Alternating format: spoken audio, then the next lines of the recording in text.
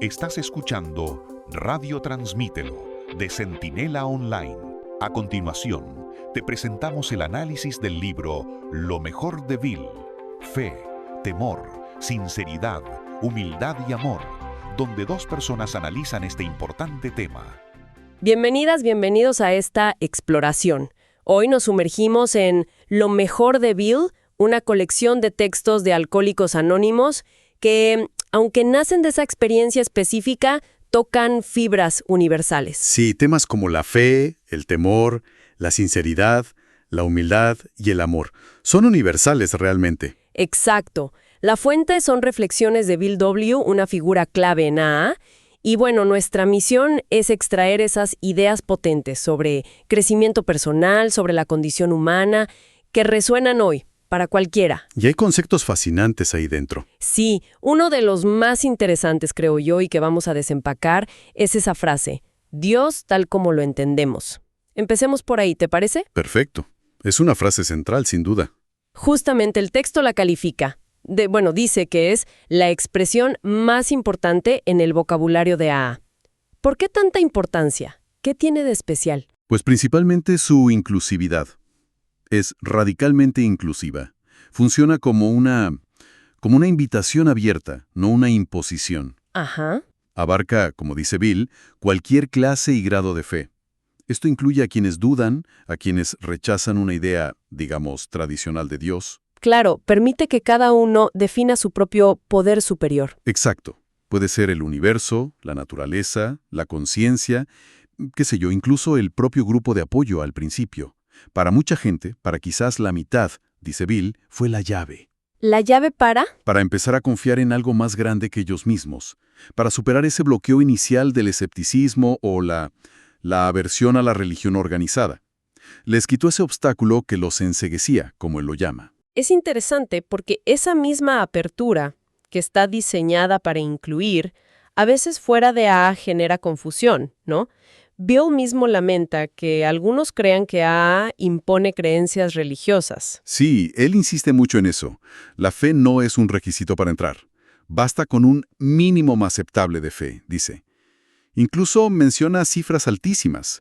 Creo que 500,000 de personas que entraron y salieron. ¡Guau! Y se pregunta si parte del problema no fue la falta de guías adecuadas, de padrinos, como los llaman, que supieran acompañar a la gente con ese dilema de la falta de fe. Y él es muy autocrítico también con su propio pasado. Muchísimo. Reconoce su arrogancia espiritual inicial. Esa actitud de, bueno, mi versión de Dios es la que vale y debería valer para todos. Peligroso eso. Muy peligroso. Cuenta una anécdota de un candidato a miembro que salió, digamos, espantado después de escuchar a oradores que, sin decirlo, transmitían esa superioridad. Nosotros sí entendimos bien. Mejor que ustedes hagan lo mismo. Es un aviso fuerte sobre la soberbia, aunque sea inconsciente. Y ahí es donde conecta con esa historia que a mí me parece potentísima, la del médico incrédulo. ¿Ah, sí? Esa es clave. Bill intentó convertirlo, con esa misma arrogancia que criticaba. Y años después, ya fallecido el médico, su viuda le cuenta cómo vivió realmente ese hombre. Entregado a sus pacientes, ¿verdad? Con buen humor, paciencia, humildad, valor, amor. Todo eso. Y ocultando una enfermedad cardíaca grave para no preocupar a nadie. Impresionante. Exacto. Y la lección para Bill es, bueno, demoledora para su ego de aquel entonces. La fe de ese médico no estaba en los discursos, estaba en sus acciones, en su vida. Una fe vivida con humildad, con responsabilidad. Claro. Bill se da cuenta de que su propio despertar espiritual, aunque fue real, un don, como él dice, le faltó esa base.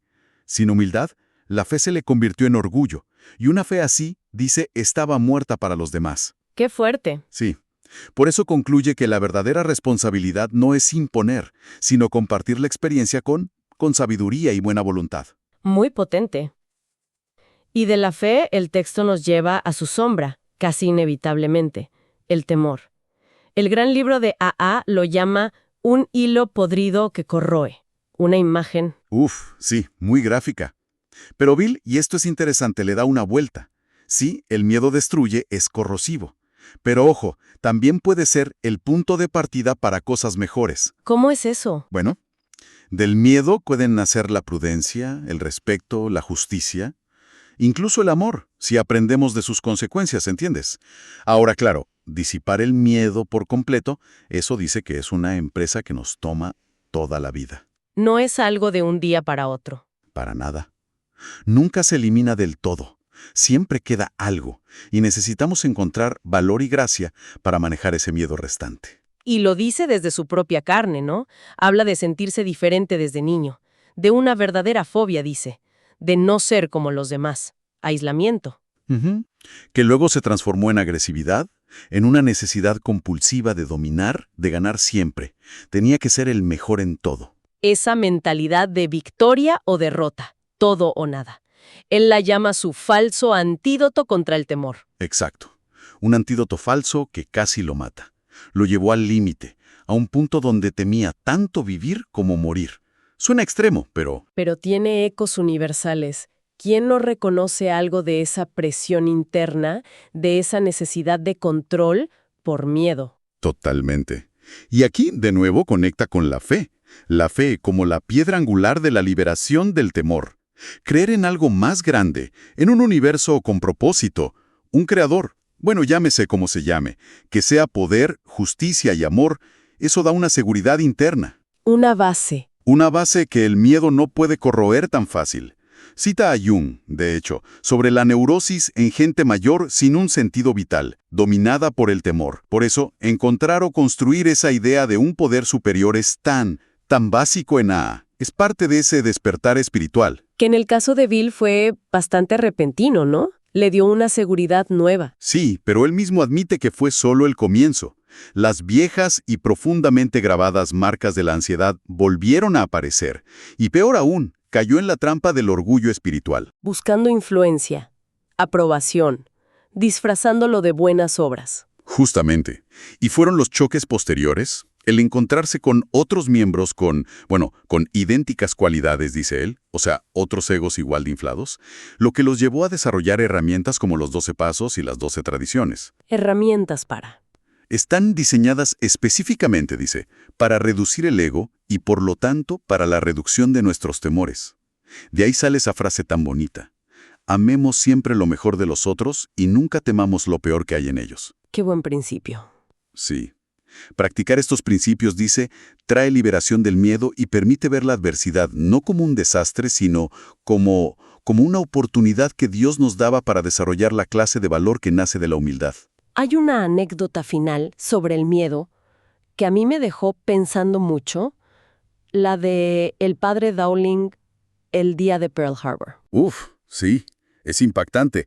Él estaba angustiadísimo, lógicamente. Y se encuentra con un miembro de AA bastante nuevo, pero que estaba sereno, completamente sereno. Le pregunta cómo puede estar tan tranquilo en medio de ese caos. Y la respuesta es brutal. Le dice, Padre, todos y cada uno de nosotros en AA ya ha tenido su propio Pearl Harbor. Así que, ¿por qué razón deberíamos nosotros enloquecernos o echarnos a morir por este? Es ¡wow! La perspectiva que da haber tocado fondo y haber salido. Exacto. Genera una resiliencia, una fortaleza interior ante crisis externas que es inesperada. La conclusión es casi una oración de entrega. No temeremos ningún mal, hágase tu voluntad, no la nuestra. Y ese manejo del miedo, esa búsqueda de perspectiva, nos lleva de la mano al siguiente tema, la sinceridad. Que como advierte Bill, no es tan simple como solo decir la verdad, ¿cierto? Para nada. Es mucho más compleja. El texto advierte sobre dos peligros principales. El autoengaño, que se manifiesta de modos diversos e increíbles, dice él. Increíble, sí. Y el uso imprudente o falto de amor de la verdad. Decir la verdad pero para herir o para sentirse superior. Él usa su propio ejemplo, ¿no? El orgullo por su honestidad en los negocios. Exacto. Era intachable en eso. La palabra de un hombre es sagrada. Pero eso mismo le servía como un manto para ocultar defectos en otras áreas de su vida. Le impidió verse con sinceridad durante años. ¿El autoengaño como raíz del engaño a otros? Esa es la tesis. El engaño a otros se arraiga en el autoengaño. Da ejemplos extremos, como el de un ladrón de cajas fuertes que se veía a sí mismo como un revolucionario contra la sociedad. Increíble. Hasta que en AA pudo ver su autoengaño, su locura, dice Bill. Y también el ejemplo de un amigo en una orden religiosa que, a través de la contemplación, descubre capas y capas sutiles de justificación y autoengaño. Incluso en la gente considerada buena. Especialmente ahí. Concluye que el virtuosismo orgulloso de la gente buena puede ser tremendamente destructivo. La búsqueda de sinceridad es continua, no se acaba nunca. Y el propio programa de AA pone un límite importante a la honestidad total. En el paso 9, que habla de reparar daños... Sí, ahí está la advertencia clave. Reparar daños, salvo en aquellos casos en que el hacerlo perjudicaría a ellos mismos o a otros. Fundamental. Y esto aplica directamente al chisme, por ejemplo. Claro, aunque lo que se diga sea verdad, si es dañino y la motivación es sentirse superior, o es por miedo o por disgusto, eso destruye la integridad de quien habla. La pregunta clave es, ¿por qué dijimos todo eso? Hay que revisar la intención. Y analiza esas situaciones complicadas donde parece necesario revelar verdades dolorosas, a menudo con la justificación de todo por el bien de A o por una causa noble. Sí, y ahí Bill es muy cauto. Insiste en examinar los motivos a fondo. ¿Realmente comprendemos a la gente involucrada? ¿Estamos seguros de tener todos los datos? ¿Estamos seguros de no estar actuando por miedo o por enojo? Es un llamado al discernimiento. Totalmente. Y a actuar con un espíritu de amor para mantener la propia integridad. Incluso menciona cómo él mismo usó la supuesta falta de sinceridad de la gente de Wall Street como excusa para no enfrentar sus propios asuntos pendientes allí. Un autoengaño más. Preguntan directamente por el alcoholismo. Sí, ahí, AA valora la franqueza total. Pero los dilemas surgen cuando decir la verdad puede causar un daño permanente e irreparable a otra persona. Y la tentación puede ser doble, ¿no? Decir la verdad cruelmente para liberarse uno del peso. O decir una gran mentira, como la llama él, disfrazándola de compasión, pero que en el fondo es para evitarse problemas uno mismo. ¿Y qué sugiere él ante esos nudos gordianos? Primero, admitir la confusión. Reconocer, hemos perdido la habilidad de distinguir entre lo que es bueno y lo que es malo, en esta situación particular. Humildad ante el dilema. ¿Y después? Después, buscar consejo. Consejo confidencial de amigos sabios, de confianza. Menciona médicos, clérigos, compañeros de AA con experiencia. Es vital elegir bien a quién pedir consejo, alguien comprensivo, discreto. Pero recordando que la decisión final es siempre personal. Esas conversaciones difíciles pueden ser una oportunidad. Una oportunidad perfecta, dice él, para ser radicalmente honestos con nosotros mismos, para reconocer el autoengaño sin defensas y construir una base totalmente nueva para lograr nuestra entereza de carácter. Al final la idea es que la verdad, pero la verdad usada con amor y prudencia, es la que libera, la que une, la que fomenta el amor. La aspiración es encontrar aún más honra verdadera. Exacto. Y muy ligado a esta búsqueda de sinceridad y de verse a uno mismo con claridad, está el tema de la humildad. El texto es muy claro. No se trata de perfección absoluta. No, para nada. No somos santos, dice. Lo que se espera es progreso.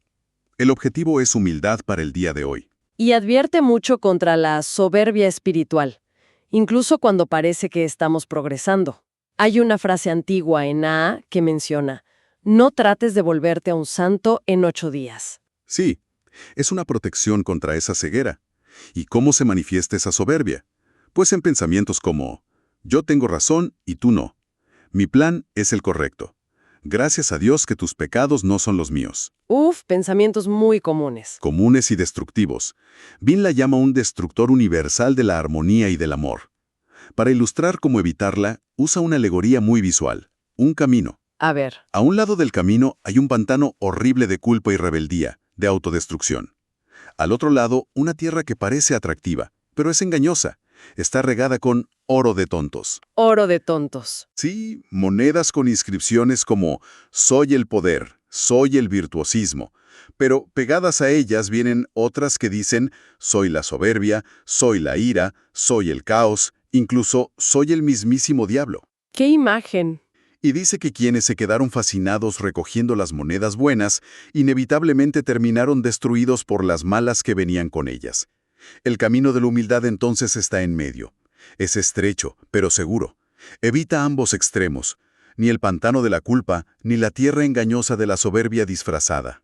Y él admite haberse salido de ese camino del medio muchas veces. Claro, confiesa haber hecho inventarios personales, esa herramienta de AA, pero exagerando sus virtudes, buscando aprobación, repitiendo sus viejos patrones de búsqueda de poder y fama, pero ahora con una excusa espiritual. No distinguía una moneda falsa de una buena, como dice la alegoría. Exacto, y se justificaba constantemente. Bueno, son las faltas de un hombre bueno. Si la gente me tratara mejor, yo no sería así. Solo Dios sabe por qué tengo estas compulsiones. Prometo que esto no lo haré jamás. Excusas. Y cuando las excusas se agotaban, Caía al otro extremo, al pantano. La culpa paralizante. ¿Cómo soy de espantoso? Pero él mismo la analiza y dice que esa culpa era el lado opuesto de la moneda de la soberbia. ¿cómo así? Porque ambas buscan atención. Con la soberbia podía decir, mírenme, soy maravilloso. Con la culpabilidad podía decir, mírenme, soy espantoso. Era una forma de egocentrismo también. Esa culpa, dice, carecía de remordimiento real, de un deseo genuino de enmendarse. Entonces la humildad es ese equilibrio. Es el término medio, un lugar tranquilo, dice él, donde se puede mantener la perspectiva y el equilibrio, sin la grandiosidad de la soberbia ni la autocompasión exagerada de la culpa inútil. Se reconoce que esos altibajos emocionales son parte del crecimiento, ¿no? Que la mayoría en AA encuentra más paz a medida que logran mayor humildad.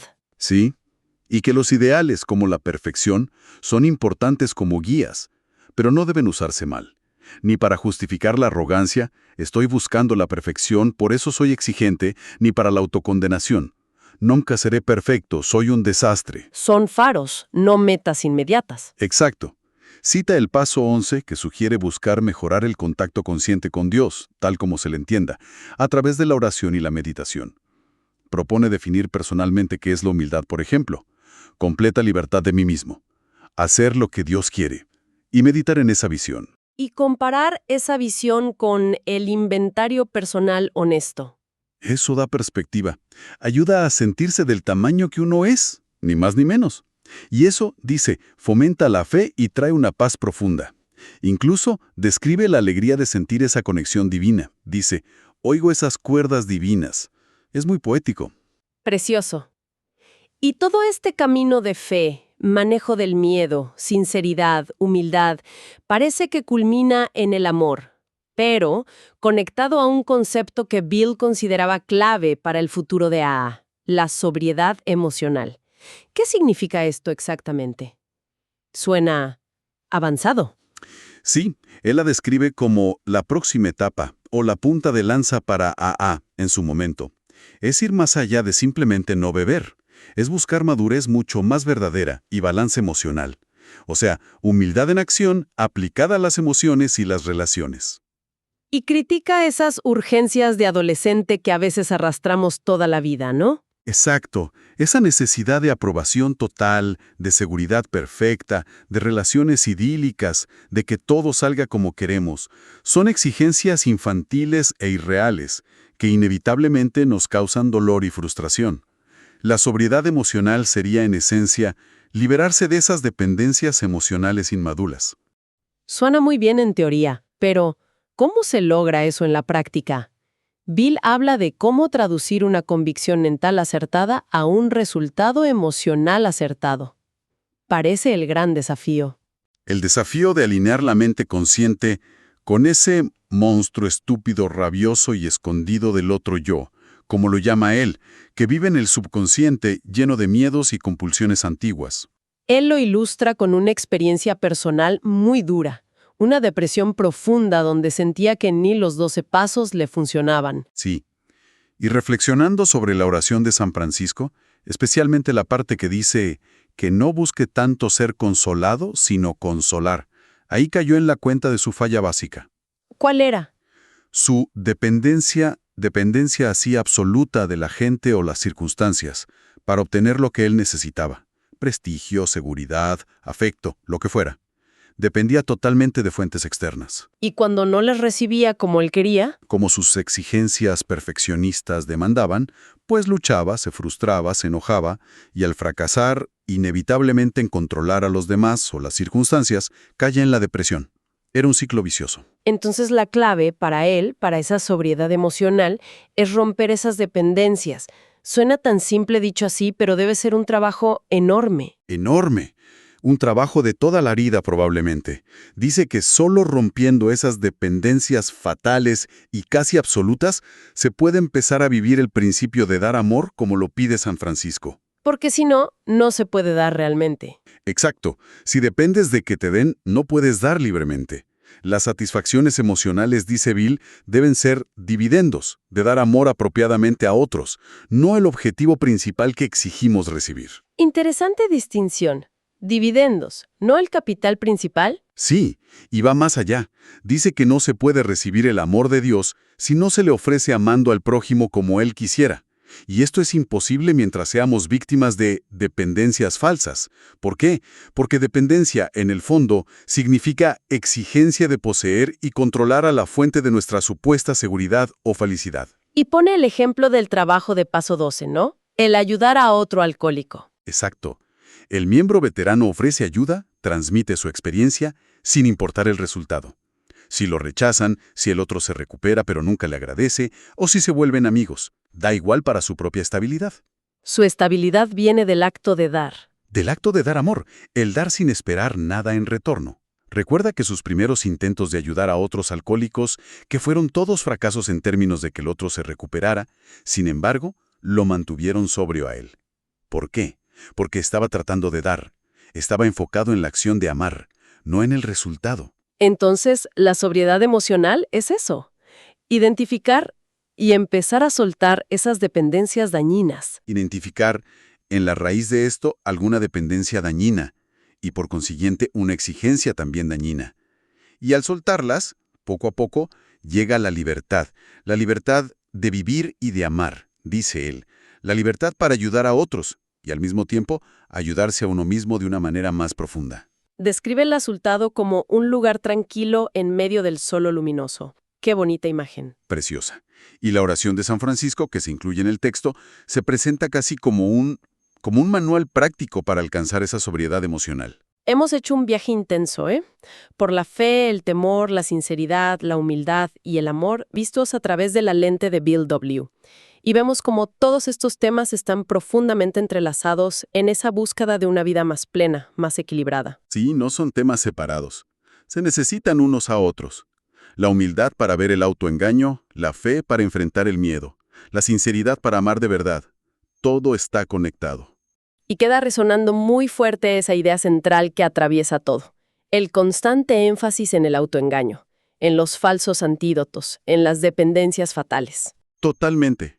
Y eso quizás nos deja con una reflexión final, algo para llevarse más allá de este análisis. Bill habla mucho de su propia lucha con estas cosas. Quizás valga la pena preguntarse, cada uno, ¿qué dependencias sutiles, quizás no tan obvias como el alcohol, qué exigencias no reconocidas hacia personas, hacia situaciones, incluso hacia nuestro propio rendimiento, podrían estar moldeando nuestras emociones y relaciones ahora mismo? ¿Qué expectativas quizás irreales nos están impidiendo encontrar esa paz interior, esa sobriedad emocional de la que habla Bill? Exacto. No hay respuestas fáciles, claro. Pero la pregunta misma, el empezar a mirar ahí, quizás ya sea un punto de partida importante. Sin duda. Con esa inquietud para la reflexión personal, concluimos esta inmersión de hoy en lo mejor de Bill. Ha sido fascinante. Un placer, como siempre. Temas que dan mucho que pensar. Gracias por escucharnos. Recuerda siempre sintonizarnos en nuestra web radio.centinelaonline.cl.